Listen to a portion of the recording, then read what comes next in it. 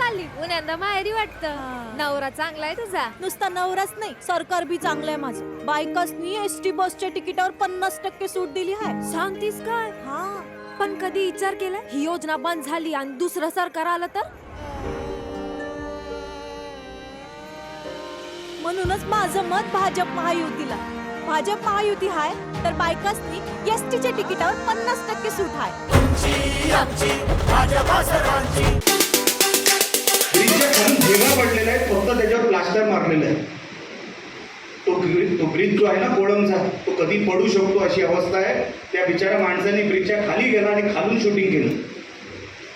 आणि खालून शूटिंग करताना ते दिसलं की जिथे फक्त एक पॅच मारतो ना आपण, तेवढा फक्त पॅच मारून ठेवलेला आहे. उद्या जर काय दुर्घटना झाली, त्या ब्रिजवर खर्च किती झाला? 9 कोटी रुपये. 9 कोटी रुपये खर्च करून आपण फक्त रंग मारल्यासारखा प्लास्टर मारला. कुडाळ मालवणची एक ओळख होती, ती ओळख फक्त परत आणायची आहे. निलेश राणेला कशासाठी हे सगळं करायचं होतं? मी 10 वर्ष 2 निवडणुका हारलो होतो.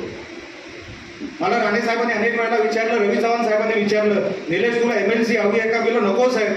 निलेश तुला राज्यसभा हवी आहे का? नको साहेब. निलेश तुला लोकसभा हवी आहे का? नको साहेब. जिथे माझ्या साहेबांचा पराभव झाला मला तिथेच निवडून यायचं आहे, हीच फक्त भावना घेऊन मी साहेब मैदानात आलो. मला कोणाला हरवण्यासाठी नाही साहेब, मला काहीतरी चांगलं घडवायचं आहे. मी कोणाला तरी हरवण्यासाठी ही निवडणूक नाही लढत आहे. मी म्हणून समोरच्यावर टीका सुद्धा करत नाही, पण जे वाईट घडत आहे ते लोकांना सांगितलं पाहिजे. प्रवेश कसे चुकीच्या पद्धतीने घेतले जात आहेत सांगितलं पाहिजे. आता आमच्या समोरच्या उमेदवारांचं काम काय बिचारे वाळू व्यावसायिक आपल्याला मदत करतात म्हणून वाळूवाल्यांच्या गाड्या पकडून द्यायच्या, हे आमच्या उमेदवाराचं काम. ते राणेंना सपोर्ट करतायत ना, तर ते अडकले पाहिजे. ही गाडी नंबर इकडून तिकडे गेली, फोन जातात अधिकाऱ्यांना, पकडा, काही हरकत नाही.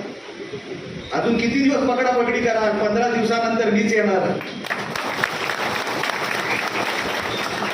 मग मला बघायचा माझ्या लोकांना कोण त्रास देतो. आपण करायचं तर काहीतरी चांगलं करावं. 21व्या शतकात आपण राहतो, त्या 21व्या शतकातलं शहर, तो जिल्हा दिसावा. बाजूला नितेश बघा कसा आपला मतदारसंघ सांभाळतो, एका बाजूला दीपक केसरकर साहेब बघा कसे त्यांचे मतदारसंघ सांभाळतात. 600 कोटी रुपये महाराष्ट्र बजेटमधून घेऊन जातात, आपल्याला 100 कोटी सुद्धा मिळत नाही. आपण विचारायचं नाही? आमचे दिवसभरातले सर्व अपडेट्स, ताज्या घडामोडी आणि थेट लाईव्ह पाहण्यासाठी सबस्क्राईब करा, लाईक करा कोकणचं नंबर 1 महा चॅनल कोकण 7 लाईव्हचं YouTube चॅनल.